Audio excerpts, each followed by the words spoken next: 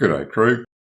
If you're interested in saving hundreds of dollars on every outboard service, stick around and I'll show you how easy it is.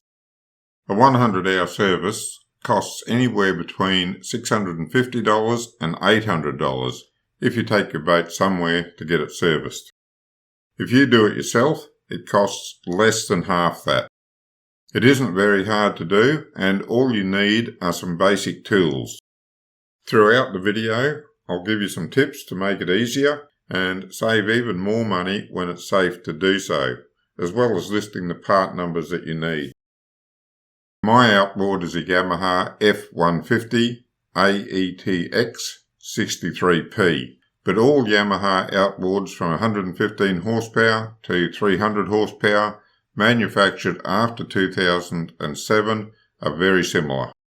Some even use the same part numbers as I'm using, although you should check the video description where I discuss how to get the correct part numbers for your particular engine model.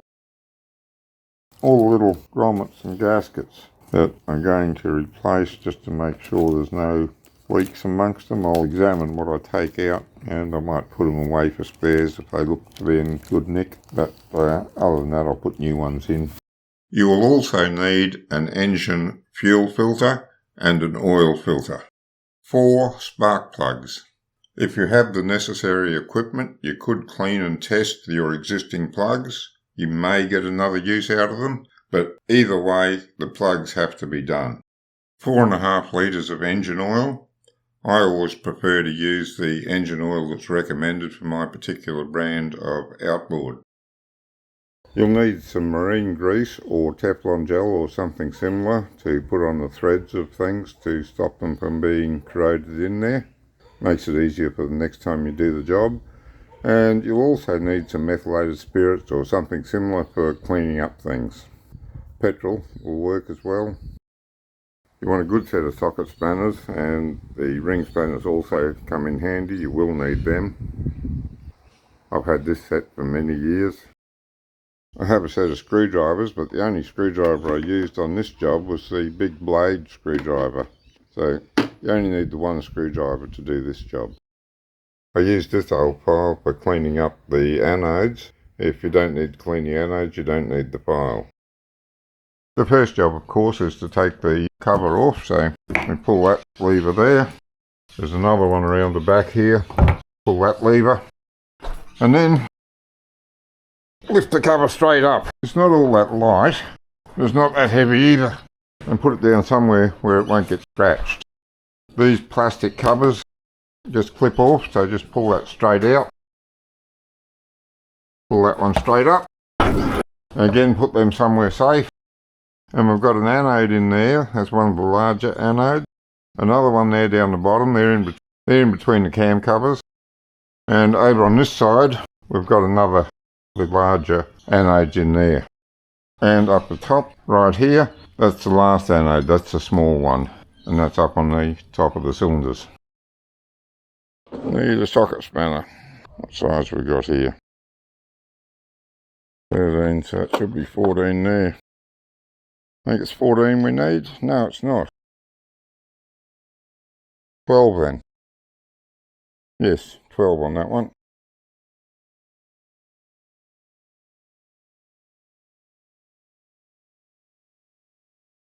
Done a little bit tighter than I would have thought.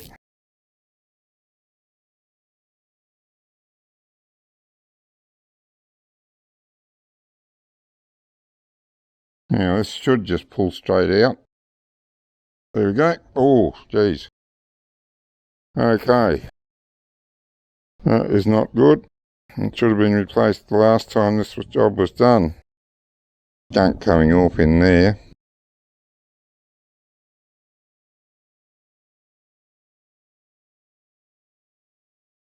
I haven't got a replacement for this at the moment. Maybe I could just clean it up. Now really, these are zinc anodes. Well, they used to be zinc anodes. I'm assuming they're still zinc. What happens is they get this build-up on them, and that prevents the electrolysis happening on the zinc. Sort of blocks it. It's a build-up of salt compounds. So if we clean this off, we should get another service out of it. I'll have to get it nice and shiny clean, so I'll just scrape the worst of it off and then I'll go get a file or something to clean off the rest of it. You can see that still all the meat of the zinc there, it hasn't eaten it away at all, so I don't really see that we need to replace it. Yeah, okay, well I'll go get a file so that we can file that down to bare metal and have a look at it then. Go over here and see what we can do with this.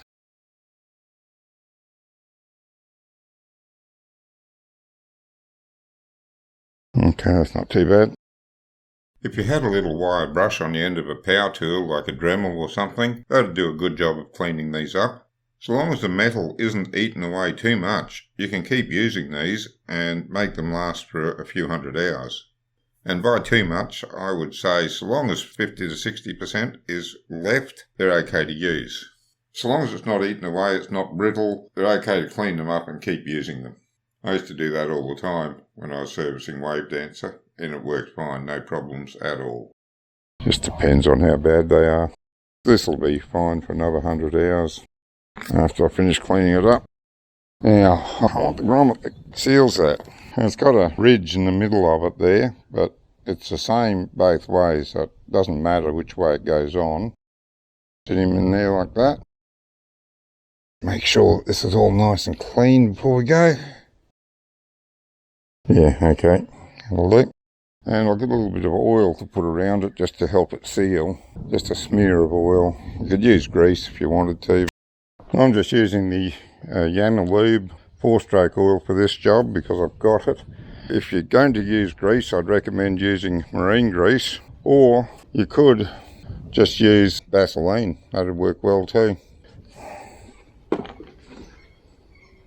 And just get a bit on your finger, put it around the gasket there, or the grommet, I think they call it, and just pushing straight in there like that. Make sure it's seated, because you don't want to pull it in with the bolt because the bolt's off centre, so just make sure it's seated. Now I'll get the lid back on the oil before we have an accident with it, and out of the way. I should put a bit of anti-seize on the bolt before I put it back in. There's a bit of Teflon gel just to stop the bolt seizing. You only need a tiny amount of it on there. Deer is poison, so don't waste it. Just smear that through the threads.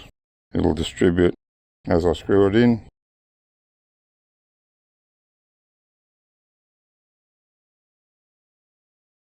And snug it down, but not overly tight. Just remember you're screwing into what's probably an aluminium block.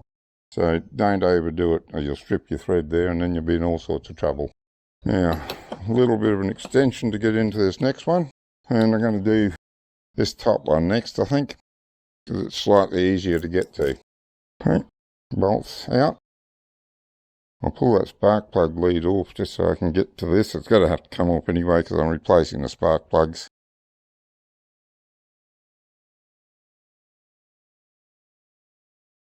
Okay, got him. Oh, and he's in the same sorry state. Up until now I've been getting a mechanic to do it, and I used to have a really good mechanic. Poor bugger, he was only young and he passed away. He was a nice fella too. Anyway, I got a different bloke to do it, and I don't think he checked these last time because, by geez, if I had seen anything like that, I would have replaced it. And I'm pretty sure he didn't replace these last time. Could be wrong, but I don't know. Take it over here and see if we can scrape some of it off first and then file the rest of it. Another one of these grommets. And as I said before, doesn't matter which way it goes on, it is symmetrical. Oh, did I clean that? Oh, I didn't clean that out in there. Do that before I continue. Long way in my finger. This is well, I got long fingers. Been a good long time since I've done a service myself. Back when I had Wave Dancer, I used to service them, and the smaller engines on the tinnies. The sort of Wave Dancer was 50-50. Sometimes I'd service it, sometimes I'd get someone to service it.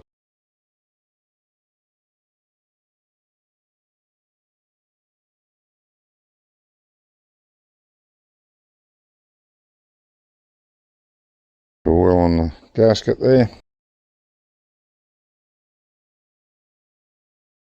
And make sure you push him all the way home. Just remember that. Don't drag him in on the bolt. Yeah, always put the lid back on things so you don't have an accident and end up with a mess.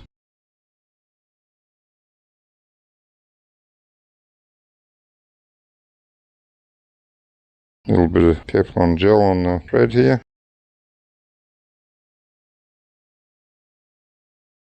I overdid that again. Never mind. Better too much than not enough, I guess. Again, remember, you're only tightening into probably an aluminium block, so don't overdo it. Now, yes, bottom one. Pull that lead off as well, make it a bit easier. Oh, geez, that's done up awfully tight. Would not have done it that tight at all.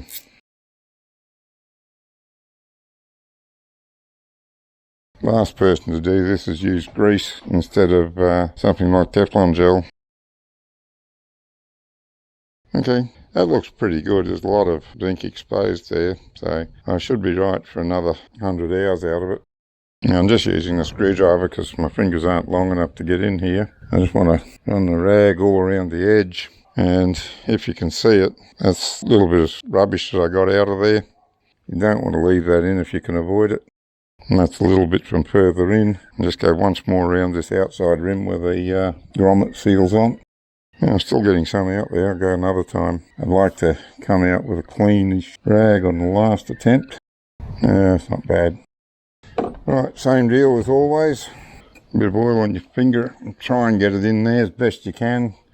I've got long fingers, or longish fingers, and it's still difficult. Getting lined up there properly, and as always, make sure you seat him all the way in. Don't pull it in on that screw. Now, a little bit of magic goo on there. And as I said, not too tight. Don't want it coming off, you don't want it breaking your threads, because to break your threads in there, that would be an absolute nightmare.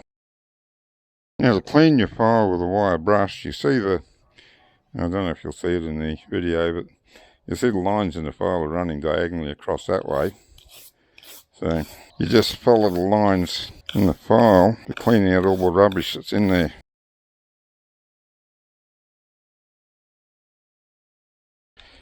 Same on the other side. It's a two-sided file. You get a stubborn bit, you might have to work it a little bit. Last one of the internal anodes is this one up here, and that's a slightly bigger. I think that might be a 14mm. By the looks of him, he is.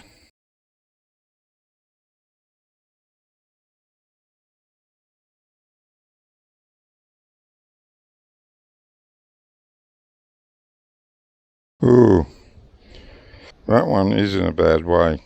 And not only that, we've got shit down in there. Damn. Okay, that wasn't checked last time. Definitely not. Wouldn't be all that corroded if it was. And that has to be replaced. It's just a little round piece of zinc held in with that screw, and then the plug holds it into the engine. I'll put the screw in there, and hopefully we won't lose it. I need to do something about vacuuming that out. I'll have to get a small vacuum and some tubes. Okay, a bit annoyed about that. Okay, well, the engine can't run until that's fixed. I'll just screw him in finger tight, mainly just to seal it. I'll have to come back with a vacuum cleaner and clean out all that rubbish that's inside it.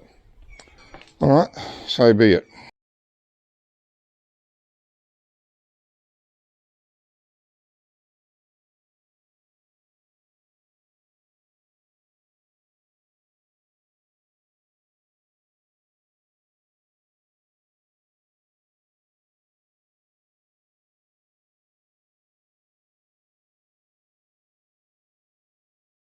Oh, got a good bit out of there.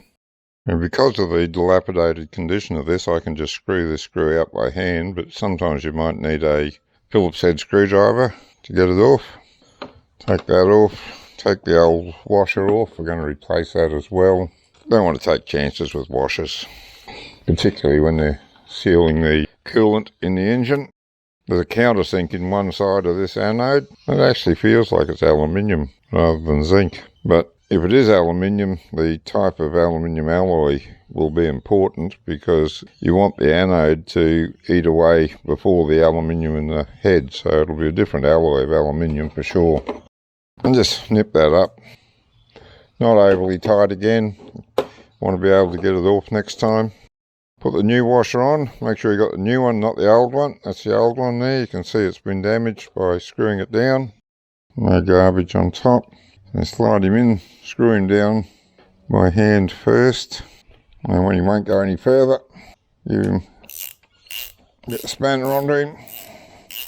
And as always, going into aluminium, not overly tight. Don't want to damage your thread in your head, or you'll be up for a new head. Whenever you've got an old shirt that your wife doesn't like, I really didn't see anything wrong with it, but my wife didn't like it and decided I shouldn't be wearing it anymore. You should keep it for use as a rag. And what I'm doing here is I'm shoving this all down around the oil filter. Because depending on how long it's been since you run your engine, there could still be oil in there to leak out. And where possible, we want to stop it going down inside the hollow down there towards the bottom of the motor. Oh, Jesus! That's on far tighter than it needs to be.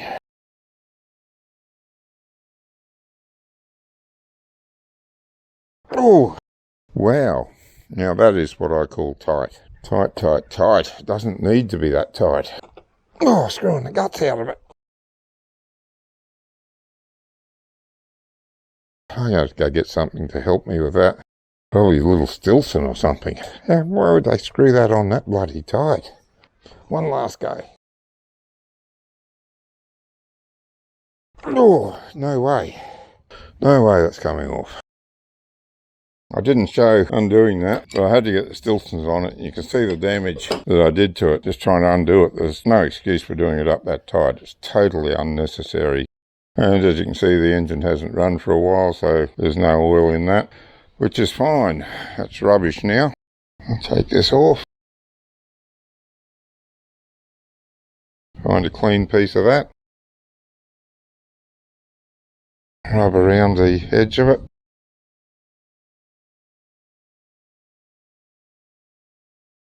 Get a new one out and get the protective seal off of it. A bit of our oil for lubricating the gasket. Give that a light coat all around. And then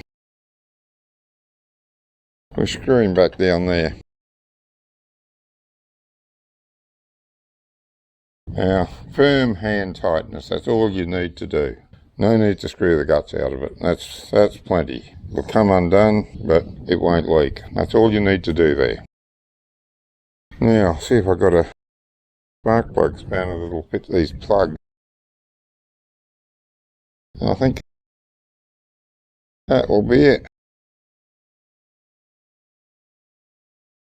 Well, they're not overly tight, that's good.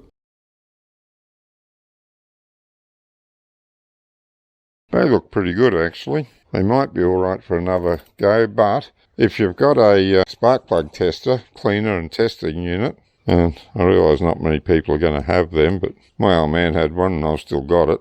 So I'm going to keep these plugs, give them a clean up and test them, and if they're okay, I might be able to reuse them at some later date for another 100 hours. If you can see that there, the electrodes haven't worn at all. Maybe just a little bit more gap than, yeah, it has got just a little bit more gap than the new one, but you can fix that when you test the plug. Just adjust the gap.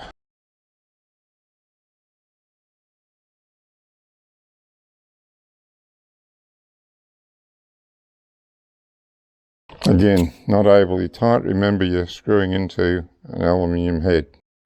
Now, it goes without saying that the leads have to go on in order that they came off in. That's pretty obvious. That's the top one, that's the bottom one. We won't mix them up. While you're working, just have a look around everywhere. Check that there's no corrosion getting anywhere. Make sure you got your washer on your plug. They come with a washer for the job, but make sure you don't lose it. Oh, it's even hard to get the thing off of it.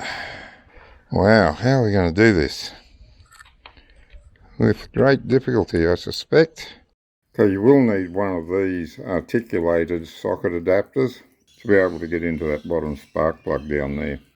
Because there's just too much stuff in the way here, you can't get a socket straight onto it. So the articulated one lets you have the extension bit at an angle while still getting onto the spark plug. Alright, now can we get down in there? That's the question. And if we can we get that on to turn it afterwards? Oh yes, we can use the extension. That'll work.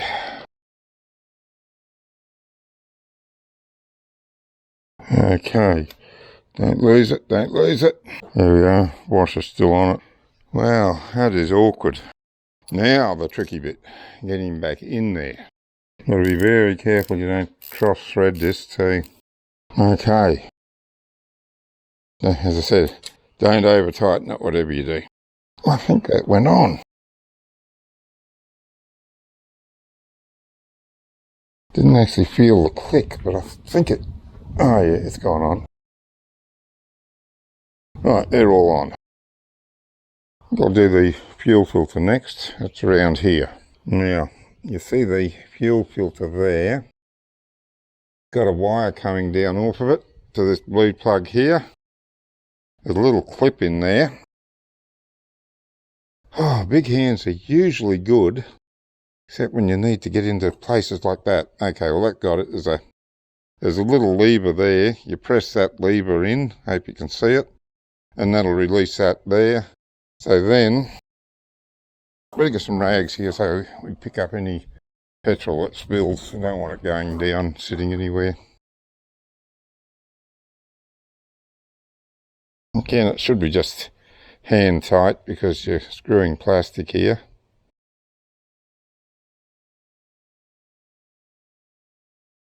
Okay.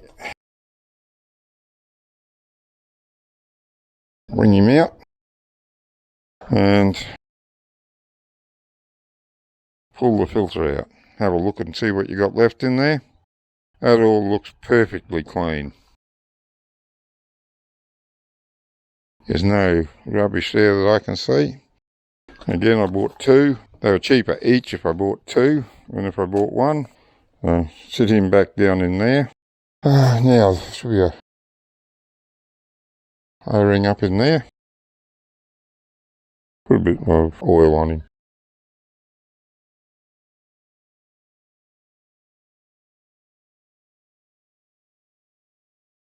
Again, firm hand tighten.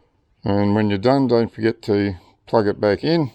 And those two ribs there go to the top. It'll only go in one way. The plugs are built that way. Okay, you'll hear it click in when it's set home. So that's that. Job is to drain the oil. I've got a bucket down here. Bit of hose to stop the oil getting everywhere. Well, what do I do with my drag? I want my rag to mop up any drips that do manage to get away from me. It's a 14mm socket I'm using here. Slide it up inside that rubber tube. Oh, okay, that was done up pretty tight too. I would have said unnecessarily so. Don't know how long this bolt is. Oops, there we come. Ooh, there we go. We had a bit of a spill there, which is why I've got the rag here. Well, a big bit of a spill there. Didn't do that very well at all.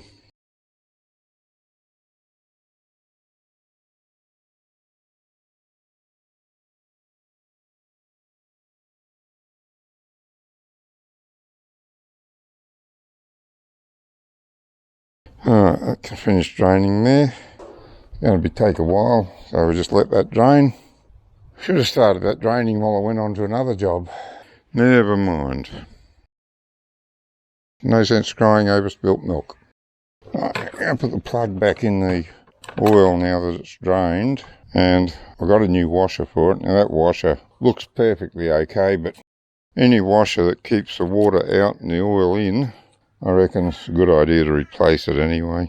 Little aluminium washer, it's meant to squash in and make sure no water gets in or oil gets out. And cheap insurance really. You sure don't want that in your engine. Shouldn't need anything on this to keep it from sticking, because it is in oil after all. Not too tight, because everything there's bound to be aluminium. I felt that a lot of the bolts that I've done so far, not all of them, but quite a few of them were a bit tighter than I would have liked or done it myself. Right, that's that much. The oil's drained, I've just got to fill it next. This is another thing that was screwed in way too tight. I had to get a little shifting spanner onto it and get it on this part to undo it. It's got a rubber seal there. There's no need to screw that in tight. Certainly not that tight that you need to get a spanner on it to undo it, that's for sure. So anyway, nice clean funnel. And putting the oil in. It should take 4.5 litres. So we should be good just to pour this first bottle straight in there.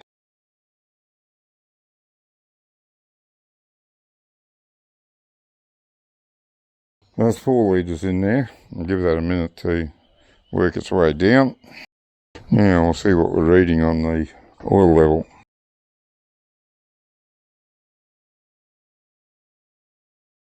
Okay, we're about 1/3 of the way between the low and the high. I want a bit more than that in there, but I don't want to go all the way to the high. Now, just go a little bit at a time in here until I get the level to where I want it. Try that. And as always, put the top back on before you put it down, so you don't have a disaster.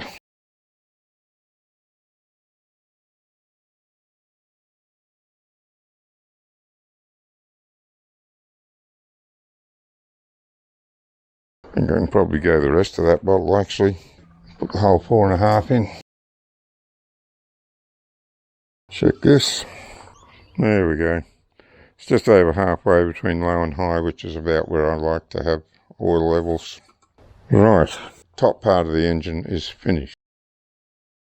Okay, another thing you want to check while you're up here is your timing belt, and you can check that by just rubbing your finger along the inside of it. See if it comes up with any, try and pick a clean finger. If you're getting any dust off it, there's no roughness on it. It's supposed to be replaced every 500 hours, and it's well and truly past its 500 hour. We're up to about 700 hours now. The guy that did the 500 hour service was a good mechanic, so I expect he would have done that, although he's passed away now, so I've got no way of knowing. I'll just have to keep my eye on it and see how it goes. No appreciable rubbish coming off of it, so I think it's all right. But I do notice there's a bit of rust coming on here, so while we're up here, that's another thing you look for in your engine. I've got a bit of marine grease here, so we'll get a squirt of that out and distribute it around on these things that are showing a little bit of signs of rust. That'll protect them. Don't want to leave any excess here, because this is going to spin around and it'll fly off onto the inside of your cowling. So after you've coated everything, scrape off the excess and just have a look around the engine. See if there's anywhere else that's needing any grease. Doesn't hurt to put a little bit on these gear change cables, etc.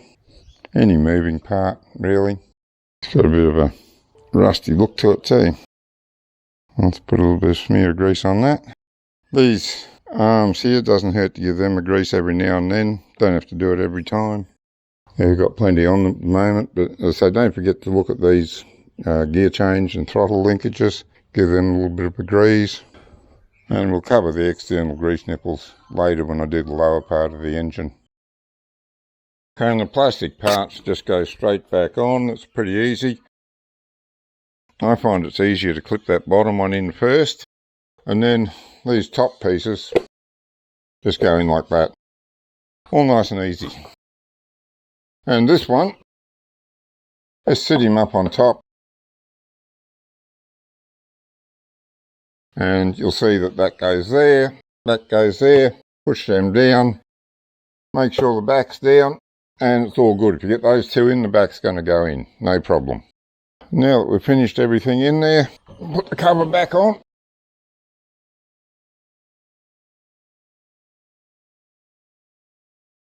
Okay, locking down there. locking down there. Give him a wriggle to make sure that he's all caught properly.